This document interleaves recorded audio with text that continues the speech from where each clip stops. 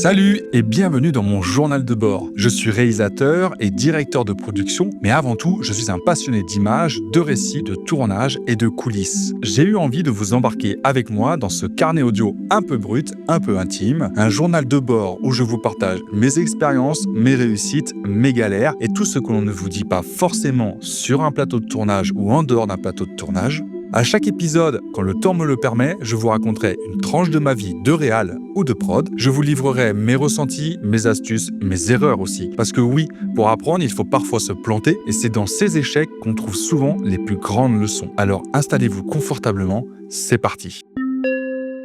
Salut et bienvenue dans ce nouvel épisode de Scriptcast. Aujourd'hui, j'avais envie de te parler de quelque chose qui me questionne en permanence, qui m'arrive quand je fais des tournages. C'est ce qui se passe dans la tête d'un réalisateur au moment où il dit moteur jusqu'au moment où il va dire couper. Ce petit moment suspendu où il y a eu tout un travail en amont qui a été fait et à ce moment-là, sur le tournage, tout prend vie. Je vais te dire ce que je pense de ce petit moment. Je vais te donner mon ressenti. Ce serait intéressant qu'un jour j'échange avec d'autres réalisateurs. Pourquoi pas dans ce podcast. Tu me diras en commentaire si tu aimerais que je fasse des échanges avec d'autres réalisateurs sur ce sujet-là.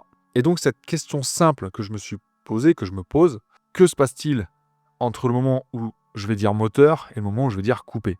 C'est un moment qui est très intense pour tout le monde, que ce soit l'équipe technique, que ce soit la production, que ce soit le réalisateur bien sûr, et que ce soit les actrices et les acteurs.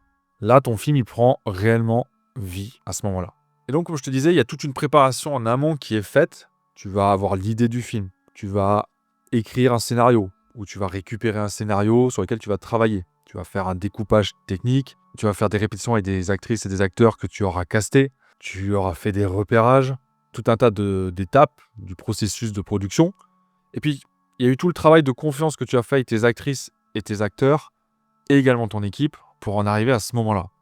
En tant que réalisateur ou réalisatrice, c'est un moment que tu as préparé également, mentalement, anticipé ce qui va se passer, visualiser ce qui va se passer sur la scène.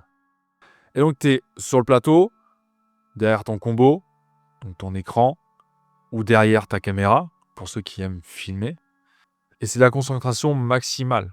Il y a une énergie collective qui est mise en jeu par ton équipe, parce qu'ils ont préparé les mouvements de caméra, ils ont préparé la lumière, ils ont préparé les décors, ils ont préparé les accessoires, les costumes. Et il y a également tes actrices, tes acteurs, qui eux ont répété, ont travaillé pour que ce moment-là, cette scène, cette séquence que tu es en train de tourner, ce plan que tu es en train de tourner, prenne vie.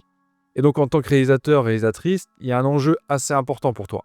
C'est capter l'émotion la plus juste, l'image la plus juste, à partir du scénario, à partir de l'idée que tu as eue, à partir de l'image mentale que tu t'es faite de ton film. Il faut que tu retrouves ça. Il faut que tu retrouves ce que tu avais en tête et que ça soit le plus juste possible, le plus vrai, le plus fluide et le plus cohérent dans ton histoire. Et donc, qu'est-ce qui se passe dans ta tête pendant ces quelques secondes, entre le moment où tu dis moteur? Je rappelle, le réalisateur ou la réalisatrice va dire moteur. Donc là, c'est allumage des caméras. On rec, on met en route les caméras. On va faire l'annonce. Donc, on va demander l'annonce, quelle séquence on tourne, quelle est la prise que l'on est en train de faire, quel est le plan qu'on est en train de faire. Ensuite, il va y avoir le action. Les actrices, les acteurs vont jouer, les caméras vont bouger ou non. Enfin, à la fin de cette séquence, à la fin de ce jeu, le réalisateur, la réalisatrice va dire « couper ». Et donc, ce petit instant entre moteur et coupé, il y a beaucoup de réflexions que tu as dans ta tête pour savoir si la prise est bonne, s'il faut la refaire, si le rythme est bon, si ton plan rentre totalement dans la continuité de ton scénario, si l'émotion, elle est sincère, si le jeu est sincère. Et là, pour toi, c'est beaucoup d'observation, beaucoup de ressenti, beaucoup d'analyse de ce qui se passe.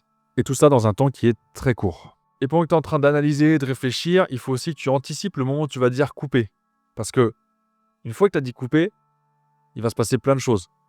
Il va falloir que tu donnes des informations. Est-ce qu'on garde la prise? Est-ce qu'on continue? Est-ce qu'on la refait? Est-ce que la caméra, elle est bien placée? Est-ce qu'il ne faut pas la modifier? Est-ce qu'il ne faut pas modifier le mouvement? Il y a toujours un truc qui va ou ne va pas. Et ça, il faut que tu l'anticipes ou que, une fois que tu as dit couper, rapidement, tu puisses donner les informations à ton équipe. Et donc, il faut être rapide dans la réflexion, il faut être clair, Il faut être surtout bienveillant avec son équipe. Il faut pouvoir garder la dynamique de l'équipe sur le tournage.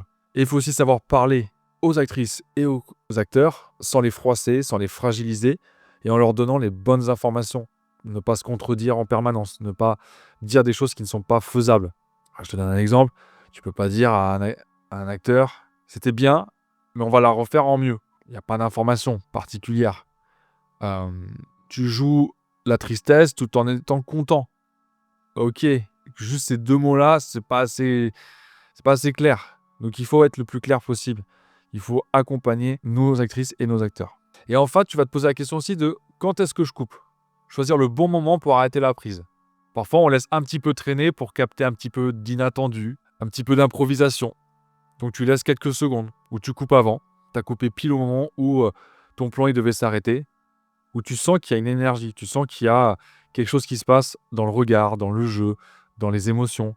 Tu sens qu'il y a quelques frames, quelques images que tu peux avoir en plus pour faire passer ces émotions-là ou pour aider au montage.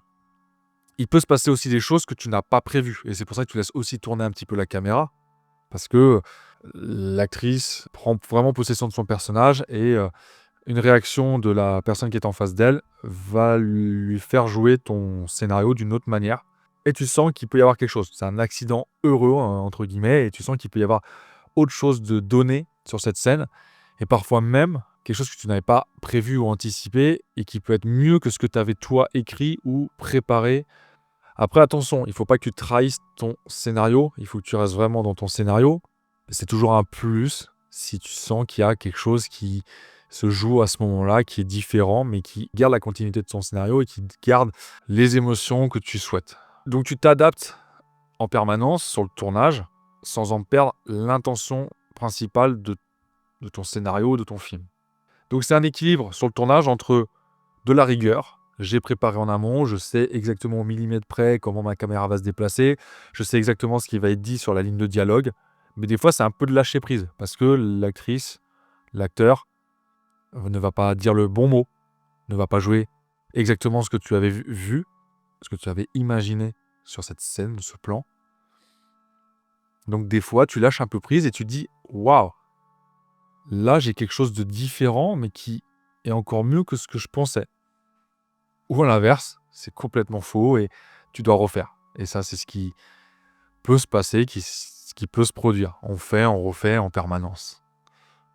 Et donc, concrètement, ce moment suspendu entre le moteur et le coupé, c'est un moment de création.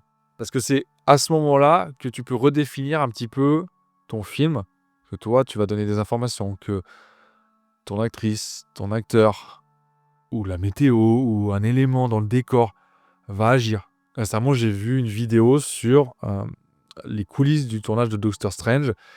Et il y a une séquence où la comédienne, en fait, sursaute de peur, mais qui n'était pas prévue sur le tournage.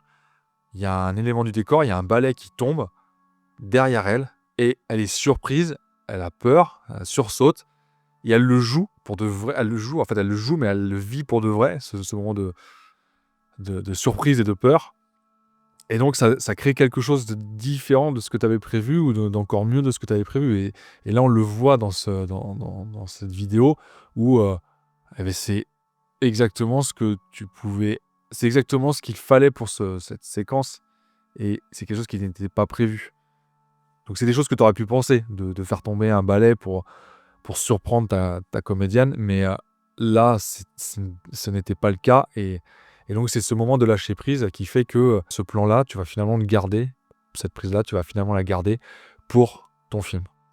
Et donc, cette bulle, pendant ce tournage-là, cette bulle, ce moment entre le moteur et l'action, c'est une petite bulle de tension pour toi en tant que réalisateur, réalisatrice, dans lequel tu te poses plein de questions, dans lequel tu vas te dire « Est-ce que j'ai la bonne prise ?» Je me répète par rapport à ce que je disais tout à l'heure. Et donc là, tu deviens pleinement le créateur ou la créatrice de ton film.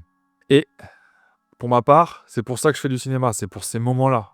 Toute la préparation du tournage, pour moi, elle est importante et elle est travaillée pour ce moment-là. Je prépare ce moment-là. Je veux vivre des frissons, je veux vivre des émotions, je veux être sous tension. Je veux me poser des questions sur est-ce que ça correspond bien à ce que j'avais prévu, est-ce que ça peut matcher avec cette surprise que l'actrice ou l'acteur va me sortir. Est-ce que ça va matcher avec mon scénario? Et tu modules ton film, tu le retravailles dans ta tête et tu te dis: «Bah, finalement ce plan-là je le garde, finalement je le prends pas». Et tout ça, c'est des choses que j'adore vivre sur les tournages et je te souhaite de les vivre si c'est ta passion. Donc voilà ce qui se passe un peu dans ma tête au moment où je vais dire moteur et au moment où je vais dire couper. J'ai envie de poser la question à des réalisatrices et des réalisateurs. Donc je pense que je ferai sûrement un épisode avec des personnes qui travaillent dans l'audiovisuel, que je connais ou non, les rencontrer et leur poser ce type de questions. Donc si ça t'a plu, n'hésite pas à le dire en commentaire, à partager cet épisode-là, à t'abonner, à continuer à m'écouter. Merci beaucoup.